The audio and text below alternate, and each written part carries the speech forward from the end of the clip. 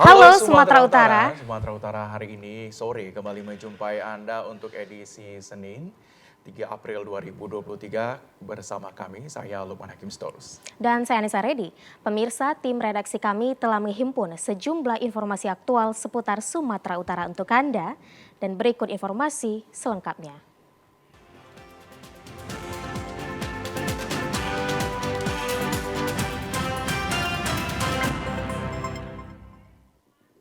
Ya, Saudara, tim Sus Polda Sumatera Utara telah menggelar prarekonstruksi penyidikan guna mendalami kematian personil Satlantas Polres Samosir, Bribka Arfan Saragi, terlapor kasus dugaan penggelapan uang para wajib pajak kendaraan di Samsat Pengururan, Kabupaten Samosir.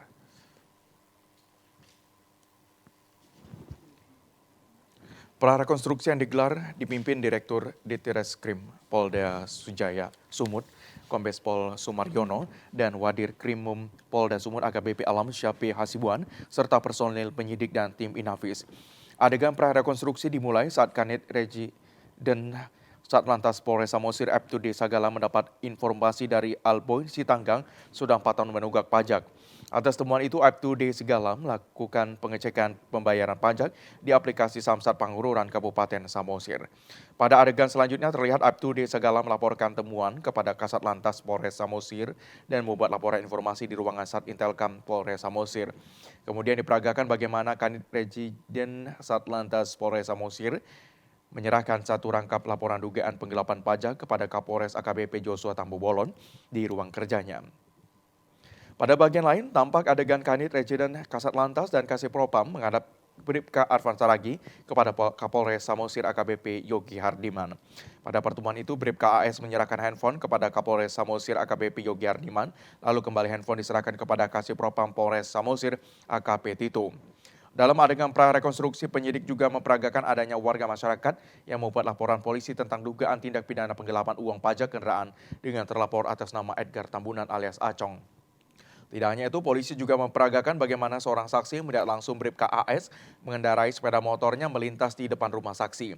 Dalam prarekonstruksi tersebut, penyidik juga mengundang penasihat hukum keluarga Bribka AS. Kabid Humas Polda Sumut Kombes Pol Hadi Wahyudi mengatakan, pelaksanaan prarekonstruksi penyidikan atas kematian Bribka Arfan Saragi digelar selama 2 hari pada 1-2 April 2023 di Kabupaten Samosir. Sebanyak 41 adegan mewarnai jalannya rekonstruksi. Untuk hari pertama ada 21 adegan prarekonstruksi, di hari kedua sebanyak 20 adegan. Sebagai wujud transparansi, penyidik juga menghadirkan penasihat hukum keluarga Bribka AS. Penasihat hukum keluarga Arfan Saragi Nimrod Sinuringga mengatakan kehadiran mereka untuk melihat transparansi prarekonstruksi yang digelar oleh Polda Sumatera Utara terkait dengan pengungkapan kasus kematian Bribka AS.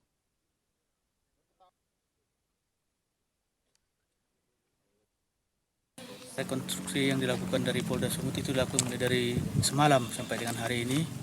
Kita di sini kehadirannya untuk melihat transparansi yang dilakukan oleh Polda Sumut terkait dengan pengungkapan kasus kematian Bribka AS yang dikunjungi mulai dari Polres ke warung yang dekat Polres, baru ke Samsat Pangururan dan ke rumah kediamannya. Almarhum Bribka AS dan terakhir ke TKP ini. Aktivitas almarhum pada saat melakukan kurve pada tanggal 3 Februari. Kalau terkait di Samsat itu terkait dengan proses, kalau untuk lebih dalamnya kami kurang tahu sih yang di Samsat ini.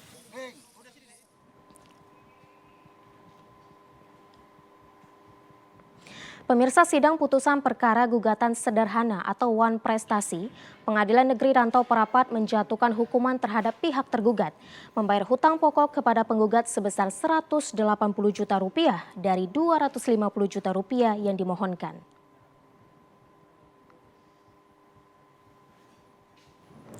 Pada agenda pemberitahuan putusan gugatan sederhana terkait perkara wan prestasi, Hakim Tunggal Pengadilan Negeri Rantau Perapat, Ita Rahmadi Rambe membacakan putusan diantaranya menetapkan hutang pokok Guntur Siringgo sebagai tergugat 1 dan istrinya sebagai tergugat 2 kepada penggugat Erna Sinabang sebesar Rp180 juta dan menghukum tergugat 1 dan 2 untuk membayar hutang secara kontan dan seketika kepada penggugat sebesar Rp180 juta di ruang sidang Cakra Pengadilan Negeri Rantau Parapat, Labuhan Batu.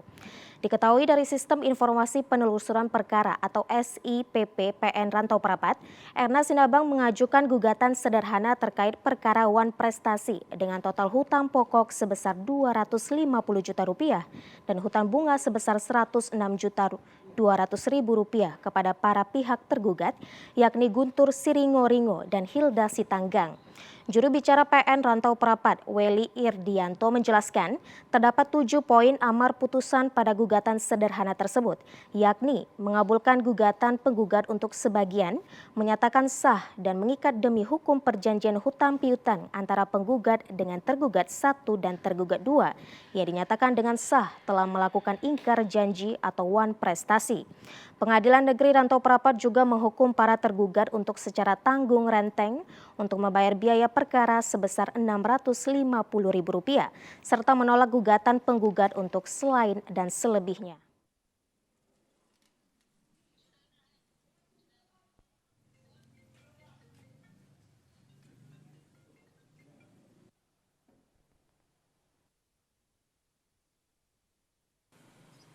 Dan menghukum tergugat 1 dan tergugat 2 untuk membayar hutang secara kontan dan seketika kepada penggugat sebesar Rp180 juta.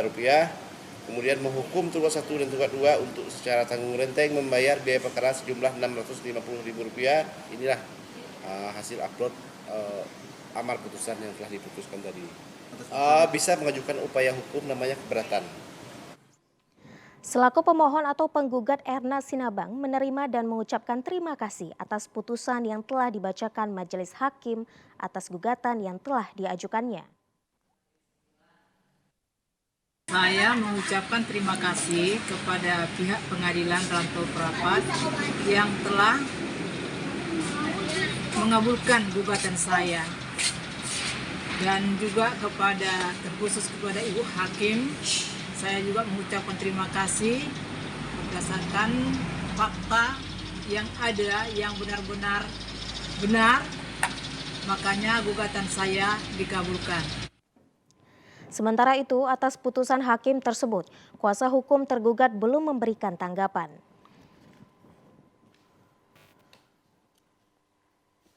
Seorang pria membawa narkotika jenis sabu-sabu diamankan petugas BNN saat tiba di Pelabuhan Angin Gunung Sitoli. Narkotika jenis sabu seberat 15,63 gram ditemukan dari Andi Syaputra, 40 tahun, penumpang kapal Wiranauli yang tiba melalui Pelabuhan Angin Gunung Sitoli.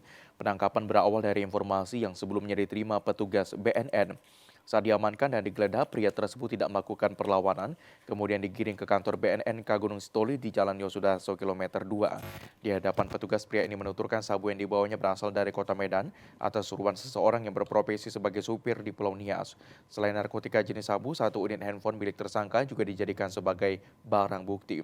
Terkait kasus tersebut perlu dilakukan penyelidikan lebih lanjut, termasuk keberadaan tersangka sebagai penumpang penyeberang Sibolga Gunung Sitoli di kapal Wiranauli tidak memiliki identitas data kependudukan. Pihak BNN bertekad akan memaksimalkan koordinasi dengan semua pihak dan instansi terkait untuk memutus mata rantai peredaran narkoba yang berpotensi merusak masa depan generasi penerus bangsa.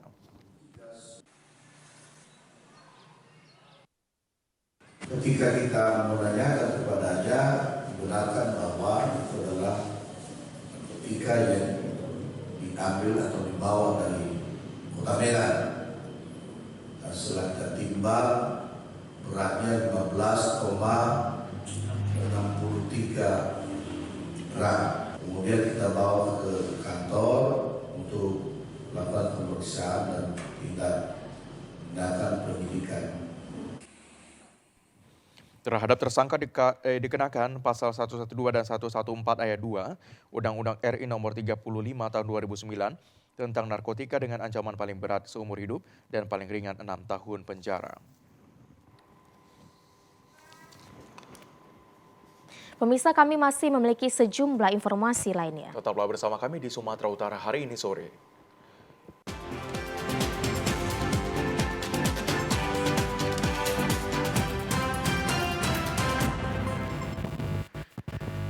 Selamat sore dan selamat bergabung bagi Anda yang baru saja menyaksikan Sumatera Utara hari ini sore. Saudara, tempat pembuangan akhir sampah yang berada di Kelurahan Terjun, Kota Medan Minggu malam terbakar. Asap hitam mengepul ke udara hingga menutupi rumah warga. Kobaran api menjalar luas di tumpukan sampah kawasan tempat pembuangan akhir atau TPA sampah di Kelurahan Terjun, Jalan Palu Nibung, Kelurahan Terjun, Kecamatan Medan Marelan, Kota Medan. Petugas pemadam kebakaran dari Pemko Medan yang mendapatkan laporan kebakaran langsung terjun ke lokasi guna memadamkan api hingga berjibaku menjinakkan api karena khawatir kepulan asap menyebabkan polusi udara hingga mengganggu pernafasan warga. Ratusan kepala keluarga warga yang tinggal tidak jauh dari lokasi kejadian sempat merasa khawatir karena asap mengepul di atas rumah mereka. Diduga api berasal dari puntung rokok yang memicu kebakaran. Sekretaris Kelurahan Terjun, Denny, mengatakan api pertama kali terlihat setelah para pengais sampah di kawasan tersebut berbuka puasa. Kondisi sampah kering dan kencangnya hembusan angin menyebabkan api dengan cepat meluas hingga hampir menutupi seluruh tumpukan sampah.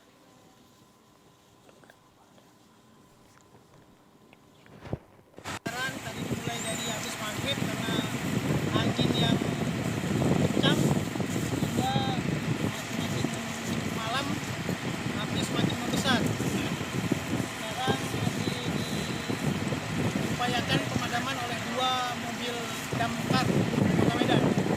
Ya. Jadi untuk ini Pak nggak ada dampak masyarakat sekitar Pak? Karena paling asapnya itu, Bang. Kalau asap mungkin pemukiman, tapi kalau dampak kebakaran lainnya seperti apinya mungkin nggak akan meluas ke pemukiman. Sebanyak 6 unit mobil pemadam kebakaran dari Pemko Medan ditambah 2 unit dari Belawan diturunkan ke lokasi guna menjinakkan api. Meski sempat mendapatkan kesulitan karena kencangnya tiupan angin, namun petugas pemadam kebakaran berhasil memadamkan api. Tidak ada korban jiwa dalam kejadian ini, namun peristiwa kebakaran sempat membuat warga panik dan para pengais sampah maupun masyarakat juga diminta berhati-hati jika membakar sampah atau membuang puntung rokok. Sementara itu, pemirsa, Bank Indonesia menyiapkan 152 titik layanan masyarakat untuk penukaran uang baru pecahan kecil di Sumatera Utara. Penukaran uang baru dilakukan melalui website Pintar Bank Indonesia bebas antrian. Dalam rangka Semarak Ramadan dan Idul Fitri 2023, Bank Indonesia membuka layanan masyarakat untuk penukaran uang baru pecahan kecil di lapangan Benteng Medan, Jalan Pengadilan, dan Petisa Tengah pagi tadi. Untuk wilayah Sumatera Utara disediakan sebanyak 152 titik di 8 kabupaten kota. Dalam memberi pelayanan terhadap masyarakat, disediakan 6,5 triliun rupiah untuk kebutuhan pada bulan Ramadan dan Idul Fitri 2023. Untuk mengurangi antrian panjang, Bank Indonesia telah membuka layanan website pintar sehingga warga bisa mendaftar dan menentukan lokasi penukaran tanpa harus mengantri. Selain membuka pelayanan mobile di sejumlah titik, penukaran uang baru pecahan kecil juga dapat melalui kantor cabang di Sumatera Utara. Salah seorang warga, Putri, mengatakan dirinya terpaksa menukar uang baru pecahan kecil lebih awal karena takut kehabisan.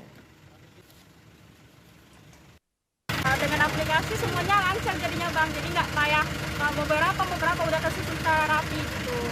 Tapi terlalu cepat, memang sengaja dipercepat. Takutnya kehabisan Bang. Oh, takut kehabisan karena ya Kak? rame ya Bang, peminat uang baru. Oke, makasih Kak. Berapa banyak Kak tukar Kak? Cuma 700.000. Uang berapa, pecahan berapa aja? 5.000, 2.000, soalnya belum nikah ya kan Bang. Asisten Direktur Tim Pengelolaan Uang Rupiah, Azari, menjelaskan untuk penukaran uang baru pecahan kecil diberi limit per orang sebesar Rp3.800.000.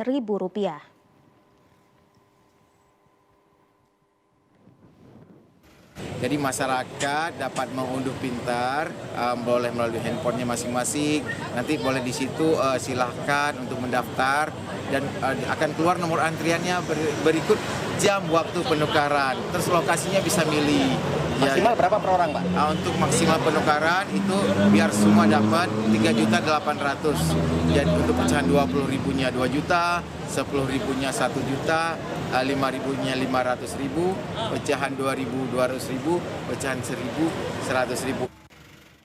Pelayanan penukaran uang baru pecahan kecil akan berakhir hingga 18 April 2023. Daerah pemilihan pada pemilu 2024 mendatang untuk Kabupaten Langkat dipastikan bertambah dari 5 dapil menjadi 6 dapil. Hal ini disampaikan KPU Kabupaten Langkat kepada para peserta pemilu dan partai politik. Ketua Komisi Pemilihan Umum Langkat, Sofyan Sitepu mengatakan, daerah pemilihan dapil untuk pelaksanaan pemilihan umum 2024 di wilayahnya bertambah 1 dapil dari sebelumnya 5 dapil sehingga menjadi 6 daerah pemilihan. Penambahan ini juga terkait dengan bertambahnya jumlah penduduk di Kabupaten Langkat menjadi lebih dari 1.078.000 jiwa. Perubahan daerah pemilihan pelaksanaan pemilu mendatang tertuang dalam perubahan KPU nomor 6 tahun 2023 tentang daerah pemilihan dan alokasi kursi anggota DPR, DPRD Provinsi dan DPRD Kabupaten Kota dalam pemilu 2024. Sofyan Sitepu merinci perubahan daerah pemilihan diantaranya Dapil 1 meliputi Kecamatan Stabat, Wampu, dan Janggang 10 kursi. Daerah pemilihan 2 yaitu Kecamatan Binjai, Selesai, dan Serapit dengan 7 kursi. Sedangkan daerah pemilihan 3 meliputi Kecamatan Bahoro, Selapian, Kuala, Sewinge, dan Kutambaru dengan 9 kursi. Dan daerah pemilihan 4 Kecamatan Hinai, Padang Tualang, Sawit Seberang, dan Padang Serangan 8 kursi.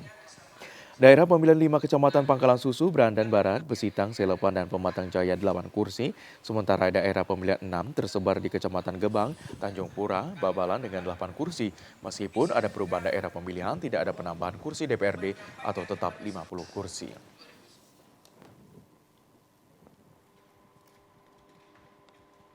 Pemirsa, untuk meningkatkan pelayanan kepada masyarakat, Dinas Kependudukan dan Pencatatan Sipil Stabat Kabupaten Langkat sudah menyediakan pelayanan publik berbasis online.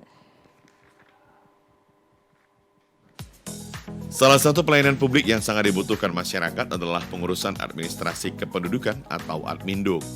Guna memberikan pelayanan prima kepada masyarakat akan pengurusan Adminduk tersebut, selain pelayanan secara langsung, Dinas Kependudukan dan Pencatatan Sipil Stabat Kabupaten Langkat juga menyediakan layanan berbasis online. Pelayanan publik yang biasa digunakan masyarakat adalah pengurusan KTP dan kartu keluarga. Walaupun berada di kabupaten, namun layanan online tersebut sudah mencapai 30% dari total pelayanan yang diberikan kepada masyarakat. Sistem pelayanan online sangat mudah dipahami masyarakat sehingga hampir tidak ditemukan human error selama kepengurusan Adminduk lewat pelayanan online. Kadis Dukcapil Stabat Kabupaten Langkat Faisal Rizal Matondang menjelaskan bahwa pelayanan online yang dibuat disambut antusias oleh masyarakat karena sangat membantu masyarakat dari segi waktu. Selain itu, di Dukcapil Kabupaten Langkat juga menambah jam operasional untuk dapat menjangkau masyarakat yang memiliki kesibukan, sehingga hal itu juga dapat mencegah masyarakat menggunakan jasa calo. Bagi masyarakat yang mendapatkan musibah kebakaran dan bencana alam lainnya, pemerintah melalui Dinas Kependudukan dan Pencatatan Sipil Stabat Kabupaten Langkat menyediakan bentuk layanan Si Udang Galah, yaitu siap urus dokumen langsung warga yang mengalami musibah. Selain itu, Disduk Capil juga melakukan layanan jemput bola bagi orang dengan gangguan jiwa, warga pemilik KTP pemula, dan para lansia, serta masyarakat yang mengalami penyakit menahun. Sebagai bentuk peningkatan pelayanan kepada masyarakat dalam ajang inovasi pelayanan publik tingkat Sumatera Utara, Dinas Kependudukan dan Pencatatan Sipil Stabat mendapat penghargaan dari pemerintah Provinsi Sumatera Utara. Dinas Kependudukan dan Pencatatan Sipil dalam hal ini telah melakukan banyak inovasi-inovasi. Salah satunya yang sudah kami mengikuti perlombaan adalah program inovasi Si Udang Galah, siap urus dokumen warga yang mendapat musibah. Di mana kita ketahui banyak masyarakat kita apabila mendapat musibah hanyut dengan musibahnya sehingga mereka lupa dengan dokumen-dokumen pendudukan. Nah, kami mengambil inisiatif dengan Si Udang Galah, warga yang sedang mendapat musibah kami langsung antar dokumen-dokumennya, karena sebagaimana kita ketahui dokumen kependudukan ini adalah dasar untuk mereka membuat pelayanan-pelayanan yang lainnya. Kita jemput bola telah kita lakukan juga bagi siswa-siswi dalam rangka program Dukcapil Go to School. Begitu juga dengan jemput bola bagi orang dengan gangguan jiwa serta juga para lansia. Warga yang datang mengurus Adminduk ke Disduk Capil Stabat mengaku mendapatkan pelayanan yang maksimal. Terkait dengan tersedianya pelayanan online sangat disambut gembira oleh warga karena sudah dapat melakukan pengurusan tanpa datang ke kantor Dinas Kependudukan dan Pencatatan Sipil. Salah seorang warga, Cornelius Ginting, mengaku pelayanan online sangat membantu warga dan sudah sesuai dengan perkembangan teknologi. Untuk memaksimalkan pelayanan online, hendaknya Dinas Kependudukan dan Pencatatan Sipil Stabat melakukan sosialisasi secara terus-menerus kepada warga terkait pelayanan publik apa saja yang dapat dilakukan warga melalui layanan online. Saya sih bagus Pak, karena kan memudahkan kita sendiri untuk mengurus capil itu dari online. Ini kan mungkin banyak dari warga-warga kita yang jauh dari kantor capil sendiri. Saya sendiri tahu ada sistem online dari warga setempat, baik lancar. Saat ini masyarakat juga sudah dapat melakukan pengurusan identitas kependudukan digital, yang mana KTP digital ini adalah identitas kependudukan digital dalam bentuk aplikasi digital yang diakses melalui smartphone.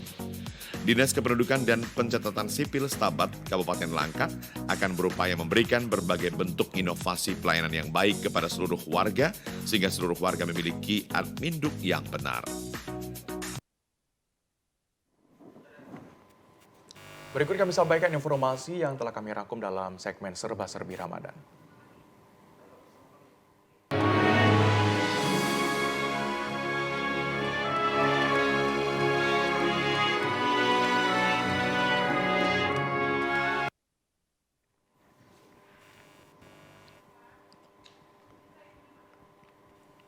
Pemirsa, banyak cara dilakukan untuk mengisi waktu menjelang berbuka puasa atau ngabuburit. Di kota Binjai, para wanita pengguna hijab atau hijaber mengabuburit dengan melakukan olahraga panahan. Menunggu waktu menjelang berbuka puasa atau ngabuburit tidak selamanya harus berkeliling kota atau nongkrong di mal. Seperti yang dilakukan oleh para wanita pemakai hijab atau hijaber di kota Binjai yang memanfaatkan waktu ngabuburit dengan berolahraga panahan di Binjai Archery Club di Kelurahan Timbang, Langkat, Kota Binjai. Olahraga panahan dianggap tidak menguras banyak tenaga. Selain itu, olahraga panahan juga menambah daya konsentrasi dan mengasah keterampilan. Menurut salah seorang hijabers Binjai, Devi, mereka kerap mengisi waktu ngabuburit dengan olahraga panahan daripada hanya sekedar nongkrong menunggu berbuka puasa. Berolahraga juga lebih positif dibandingkan dengan ngebut-ngebutan di jalanan dengan sepeda motor. Buat ini aja olahraga karena ini bulan puasa kan ya, ngabuburit sekalian. Isi waktu jelang buka puasa gitu ya. Udah berapa kali sering main ini? Kalau bulan puasa sih baru ini ya, karena baru ini waktunya yang ada. Kalau sebelum bulan puasa hari biasa itu lumayan sering juga. Sementara itu, pengelola lokasi panahan, Chandra, mengatakan lokasi olahraga panahan ini terbuka untuk umum dengan biaya Rp20.000 per jamnya, termasuk sewa alat panahan. Dirinya membuka tempat latihan panahan selain untuk memasyarakatkan olahraga panahan, juga untuk mengisi waktu selama bulan puasa Ramadan. Alhamdulillah Bang, karena kita bulan Ramadan ini harus tetap diisi dengan kegiatan yang positif kan. Contohnya ngabuburit, kita sambil olahraga panahan. Alhamdulillah ada antusias lah dari remaja-remaja, khususnya remaja muslimah, muslimin sekalian. Kalau pemanah di sini kita kenakan tarif Bang, karena kita sini klub pribadi itu per jamnya 20.000 dengan dikasih jatah 4 anak panah.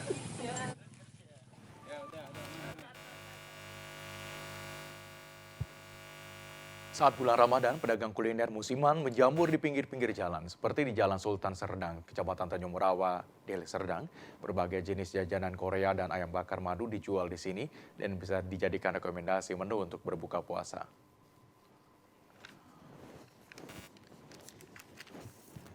Ayam bakar madu adalah menu khas yang dijual Pak Edi bersama seluruh anggota keluarga di pinggir Jalan Sultan Serdang, Kecamatan Tanjung Merawa, Deli Serdang. Selain rasanya yang enak dan praktis, harganya juga terjangkau. Untuk 2 potong ayam bakar madu hanya dijual seharga Rp15.000. Selain ayam bakar madu, juga ada jajanan Korea dengan bentuk yang unik dan rasanya berbeda-beda, seperti rasa dimsum, sotong, ayam, ikan, dan juga sosis besar. Semua itu dijual per tusuknya seharga Rp5.000. Edi bersama seluruh anggota keluarga berjualan ayam bakar madu dan jajanan Korea berpindah-pindah tempat setiap hari. Ia memilih lokasi di titik keramaian dan banyak masyarakat yang berlalu lalang. Ia mengatakan berjualan tidak hanya di bulan Ramadan saja, namun antusias membeli di bulan Ramadan ini cukup ramai dibanding hari biasa di luar bulan Ramadan.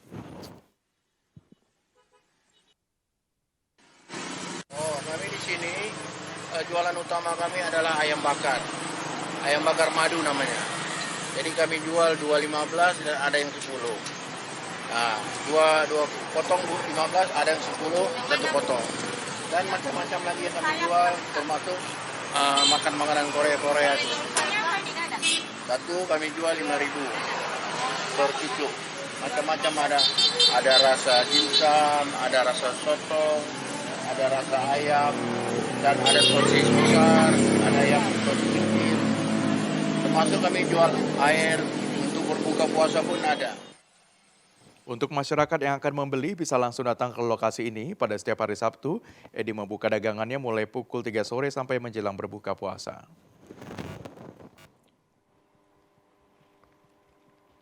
Pemirsa, Masjid Raya Pematang Siantar yang merupakan masjid terbesar dan tertua di kota Pematang Siantar ini memiliki menu khusus dan khas bubur sop yang selalu dinantikan para jamaah masjid saat berbuka puasa.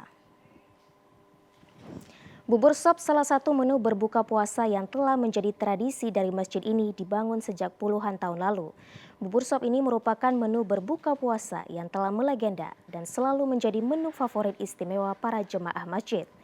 Bubur sop ini berbahan dasar beras, daging sapi yang diolah dengan rempah-rempah istimewa yang memiliki rasa yang cukup enak dan khas. Bubur sop ini hanya dapat ditemukan di Masjid Raya Pematang Siantar. Di saat bulan Ramadan yang sengaja dibuat oleh kaum ibu yang tinggal di lokasi masjid dan telah menjadi tradisi dari tahun ke tahun. Pengurus Masjid Raya Pematang Siantar Ahmad Rinil Batubara mengatakan, bubur sop ini merupakan menu yang cocok untuk berbuka puasa. Rasanya yang gurih dan lembut dan aman untuk pencernaan di saat berbuka puasa. Tradisi dengan bubur sop ini telah berlangsung sejak 30 tahun yang lalu. Setiap bulan puasa Ramadan, kaum ibu yang tinggal dekat masjid raya ini setiap harinya bergotong royong untuk membuat sajian menu berbuka puasa, yakni bubur sop yang dibagikan kepada para jamaah yang berbuka puasa di Masjid Raya Pematang Siantar ini. Setiap harinya untuk pembuatan bubur sop ini, pengurus Masjid Raya menyiapkan sebanyak 1 karung beras ukuran 30 kg, 10 kg daging sapi, serta bahan rempah lainnya.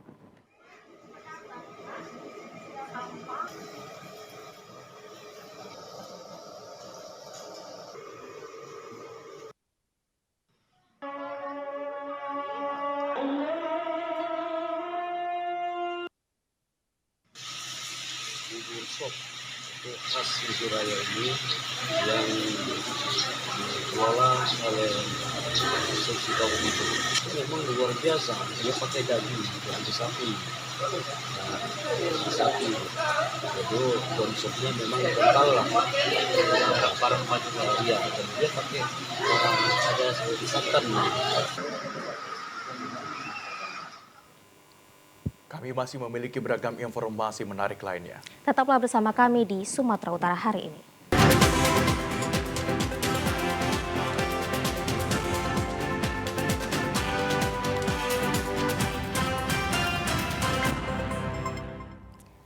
Terima kasih pemirsa, Anda masih di Sumatera Utara hari ini. Wisata alam Pegunungan Sitepu, Rumah Pulungan SRP Ernala yang berada di Desa Sukanalu, Belang, Kecamatan Barus Jahe, Kabupaten Karo, ramai dikunjungi wisatawan. Kapadokianya Tanah Karo dengan spot balon terbang besar yang membuat keunikan tersendiri. Kabupaten Karo terkenal dengan kesejukan serta keindahan alamnya yang sangat beragam. Destinasi wisata alam dengan indahnya pemandangan pegunungan tentunya memberikan pengalaman yang menyenangkan. Seperti di lokasi wisata alam Sitepu, Rumah Pulungan SRP Ernala yang berada di Desa Sukanalu, Belang, Kecamatan Barus Jahe, Kabupaten Karo. Kapadokianya Tanah Karo dengan spot balon terbang besar yang membuat keunikan tersendiri. Kapadokia wisata alam SRP Ernala ini memang tidak dapat melayang. Meski begitu, tempat ini menjadi spot gambar atau bersuah foto yang menarik dan menantang karena berada di ketinggian dan panorama keindahan alam lereng perbukitan. Sangat cocok untuk wisata bersama keluarga. Sarana di halaman SRP Ernala Sukanalu juga lumayan baik dengan spot foto dan stand duduk yang banyak. Selain itu, fasilitas kolam renang anak, kolam pancing, pondok, dan penginapan keluarga, serta lahan parkir yang aman, serta menikmati kuliner resto cafe dengan menu ikan dari kolam pancing yang nikmat, segar, dan fresh. Pengelola Inalia Boru Hasian mengatakan, wisata alam SRP Ernala masih terus dikembangkan agar menjadi destinasi wisata yang menarik dan menjadi ikon desa Sukanalu Belang Barus Jahe. Standar manajemen pariwisata dan meningkatkan SDM masyarakat desa di bidang pariwisata masih perlu dorongan agar lebih baik lagi maupun dukungan investor dan dinas terkait untuk meningkatkan perekonomian masyarakat desa.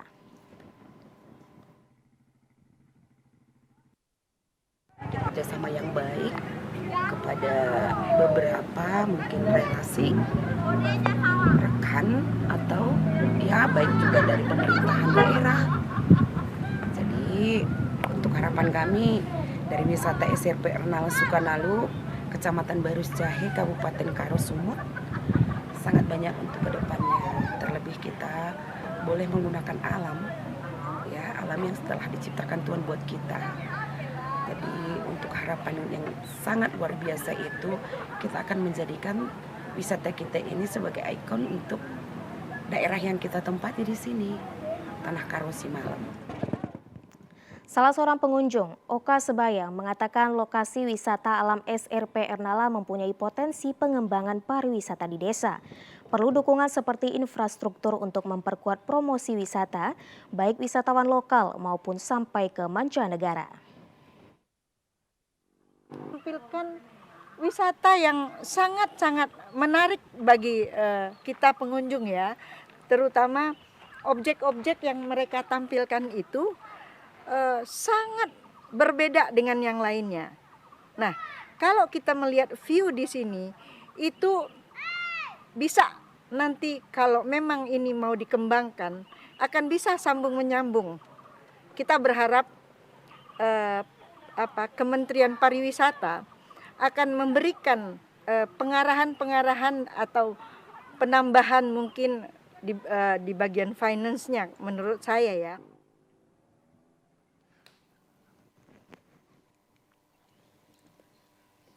Untuk memberdayakan sumber daya manusia yang memiliki potensi besar dalam berbagai bidang, pemerintah desa Beringin, Kecamatan Beringin, Kabupaten Deli Serdang mengalokasikan anggarannya untuk pelatihan usaha kepada perempuan desa.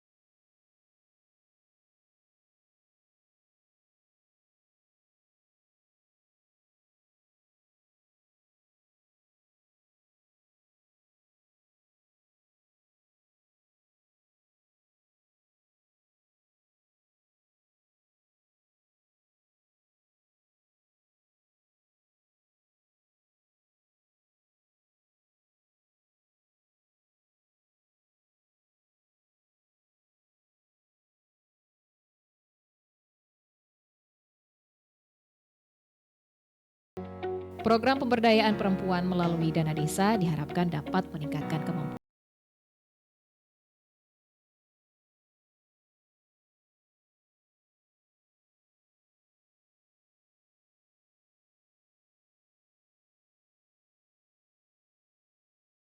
meningkatkan kemampuan dalam mengelola usaha skala rumah tangga, industri kecil maupun besar, untuk menunjang peningkatan kebutuhan rumah tangga maupun membuka peluang kerja produktif dan mandiri.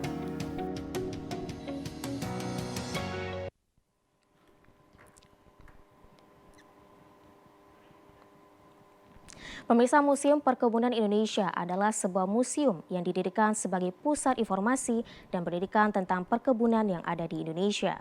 Museum ini berada di Jalan Brigjen Katamso, Medan, Sumatera Utara. Museum sebagai sarana rekreasi dan pariwisata bagi masyarakat Indonesia dan mancanegara. Pembangunan museum juga ditujukan untuk menambah ilmu pengetahuan mengenai kebun yang ada di Indonesia. Museum ini diresmikan pada 10 Desember 2016, ditandai dengan penandatanganan prasasti mantan Gubernur Sumatera Utara Tengku Eri Nuradi dan Direktur Jenderal Perkebunan Kementerian Pertanian Bambang, serta Ketua Pembina Museum Perkebunan Indonesia Sujai Kartasasmita. Gedung ini memiliki 2 lantai yang menyimpan banyak penjelasan seputar perkebunan pada masa lampau dan memamerkan koleksi hasil kebun serta sejarahnya. Untuk lantai 1 didesain dengan grafis dan konteks kekinian perkebunan. Di lantai 1 ini dijelaskan tentang Indonesia adalah produsen kelas dunia dari berbagai tanaman perkebunan termasuk kelapa, kelapa sawit, karet, kopi, teh, gula, dan kakao. Seperti lada atau Piper albilin merupakan salah satu rempah terpenting di antara rempah lainnya. Indonesia adalah salah satu penghasil utama lada yang memasok 80% dari kebutuhan dunia sebelum Perang Dunia Kedua. Buah pala adalah tanaman asli Pulau Banda dan Halmahera.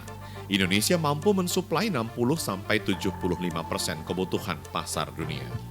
Di lantai 1 ini menjelaskan tentang sejarah perkebunan kelapa sawit hingga diolah menjadi minyak goreng. Museum Perkebunan ini sangat tepat untuk menambah ilmu pengetahuan para pelajar dan mahasiswa. Terbukti setiap harinya banyak dikunjungi pelajar dari tingkat SD hingga SMA serta mahasiswa.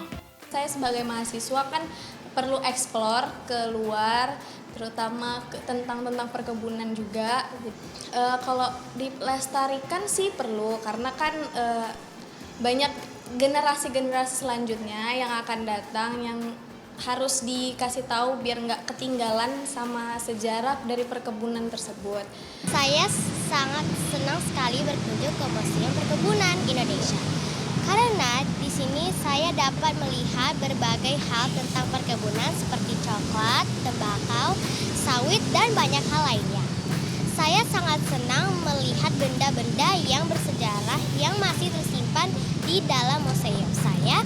Dan teman-teman berharap sekolah setiap tahun melakukan trip untuk menambah pengetahuan kami. Tadi kami juga sempat foto-foto di dalam dan seru banget.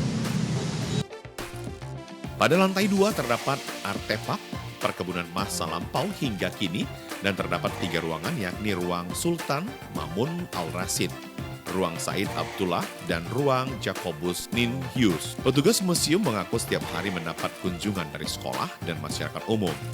Untuk tiket masuk ke dalam museum ini sangat murah dan buka setiap hari dari pukul 9 sampai pukul 18 waktu Indonesia bagian Barat. Museum ini juga sering dijadikan sebagai tempat penelitian oleh sejumlah mahasiswa. Setiap pengunjung akan diberikan penjelasan tentang benda-benda bersejarah yang terdapat di dalam museum.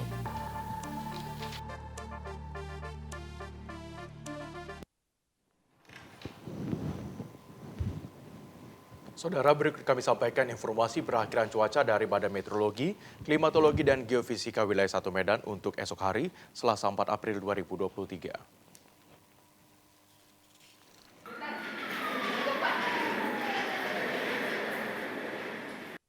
Halo Sobat BMKG, kembali lagi bersama saya Marta Manurung, Prakirawan Cuaca Balai Besar MKG Wilayah 1 Medan, yang akan menyampaikan informasi perakhiran cuaca Provinsi Sumatera Utara, Selasa 4 April 2023.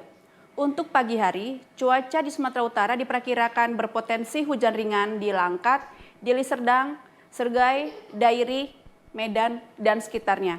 Untuk siang hingga sore hari, berpotensi hujan ringan hingga lebat di sebagian besar wilayah Sumatera Utara, di mana potensi hujan lebat terjadi di Dairi, Pakpak Barat, Toba, Samosir, dan sekitarnya.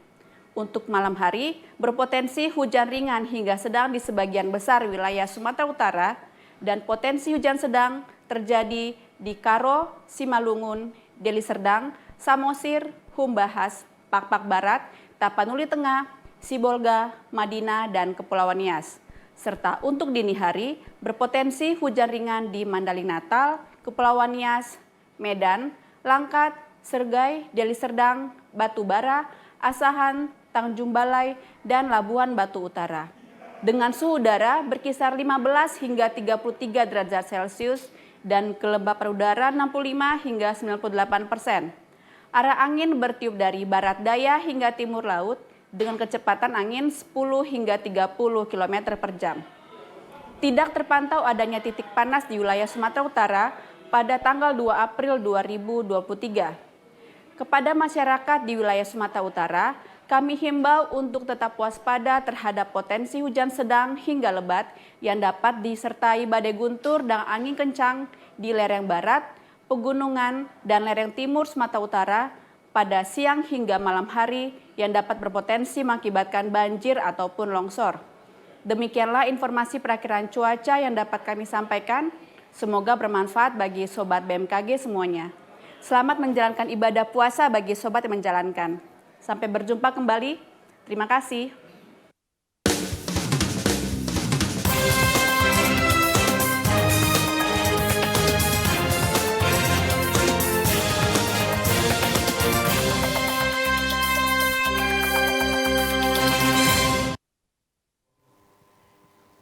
Informasi pertama hari ini datang dari Bengkulu. Saudara, jelang mudik lebaran Hari Raya Idul Fitri mendatang, harga tiket bus di Bengkulu masih normal atau belum ada kenaikan harga. Petugas menyebut harga tiket akan mengalami kenaikan pada sepekan sebelum lebaran.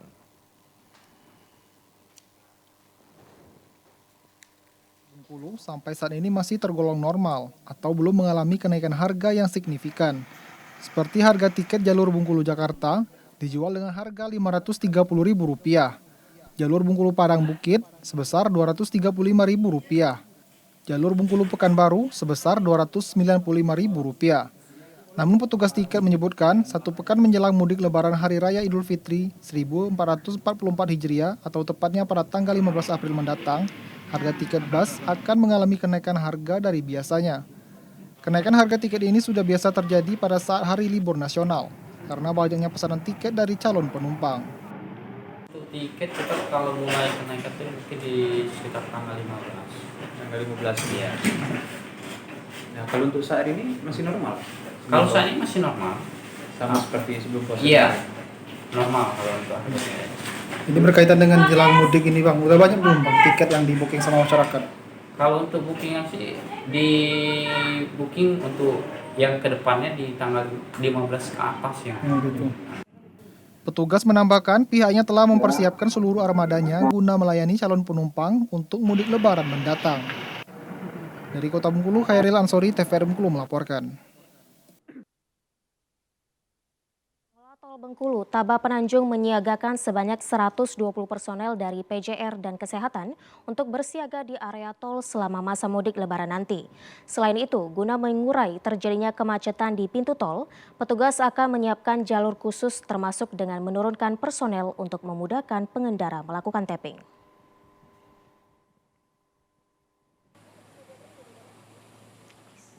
Sebanyak 120 personel yang terdiri dari petugas patroli serta petugas kesehatan disiapkan saat masuknya arus mudik lebaran di area tol Bengkulu Taba Penanjung. Nantinya petugas akan dibagi menjadi 3 shift yang bersiaga selama 24 jam untuk melayani pemudik yang melewati tol Bengkulu Taba Penanjung. Pengelola tol menyebut volume kendaraan diprediksi meningkat hingga 4.000 kendaraan setiap harinya saat arus mudik berlangsung. Guna mengurai terjadinya kemacetan di pintu tol, pengelola menyiapkan strategi dan membuka jalur khusus bagi pengendara yang tak memiliki saldo. Selain itu, petugas tol akan diterjunkan langsung untuk membantu pengendara melakukan tapping sehingga nantinya pengendara tak perlu lagi melakukan tapping di pintu tol. Kemudian kami juga menyiapkan nanti ada namanya mobil rider. Mobil rider ini yang akan membantu tapping kendaraan yang punya saldo. Jadi khusus untuk yang sudah punya saldo. Jadi mereka tidak perlu tapping di gardunya. Nanti ada petugas kami yang bantu tapping kan sambil antrian. Petugas yang kami siagakan saat ini ada untuk Lebaran ada sekitar 10 atau 115 orang petugas. Termasuk di dalam itu ada PJR dan medisnya. Nanti juga bertugas sebenarnya 3 shift selama 24 jam. Pos pemantau juga akan disiapkan di setiap pintu masuk dan keluar tol untuk memantau aktivitas kendaraan yang melintas. Tim Liputan TVRI Bengkulu melaporkan. Jalan dan jembatan yang rusak berada di ruas jalan non-status di Kabupaten Bengkulu Utara mulai diperbaiki, di mana pengerjaannya diawali dengan clearing bahu jalan, sedangkan pengaspalan akan dilaksanakan usai Lebaran. Bertahun-tahun tak tersentuh perbaikan. Akhirnya jalan dan jembatan yang rusak yang berada di ruas jalan non-status dari Desa Urek, Kecamatan Ketaun, hingga Desa Bintuhan, Kecamatan Batinau, akhirnya mulai diperbaiki. Perbaikan jalan ini dilakukan oleh Kementerian PUPR melalui Balai Pelaksana Jalan Nasional Bengkulu, serta pihak ketiga selaku pemenang proyek senilai 34 miliar rupiah. Saat ini proses pekerjaan masih dalam tahap clearing atau pembersihan bahu jalan. Dan untuk pengaspalan jalan dan perbaikan jembatan akan dilaksanakan usai Lebaran Idul Fitri nanti. Alhamdulillah sudah membuahkan hasil, ada direktif langsung Komisi 5 untuk Bengkulu Utara yang disampaikan ke Kementerian PU. Alhamdulillah jalan bawah Batinau ke Tahun ya sudah akan dimulai tahun ini untuk diperbaiki, termasuk penggantian jembatan Serangai yang sudah dimakan korosif oleh uap air laut itu juga diganti. Sementara untuk status jalan, Bupati Bengkulu Utara telah menyampaikan hal tersebut kepada Kementerian PUPR bahwa Pemkab Bengkulu Utara siap menerima jalan tersebut menjadi jalan kabupaten dengan catatan jalan diserahkan dalam kondisi baik. Dari Kabupaten Bengkulu Utara, Tim Liputan TVRI Bengkulu melaporkan. Informasi tadi mengakhiri jumpa kita di Sumatera Utara hari ini sore. Mewakili kerabat kerja yang bertugas, saya Lukman Hakim Sitorus. Dan saya Anissa Redi, selamat sore dan sampai jumpa.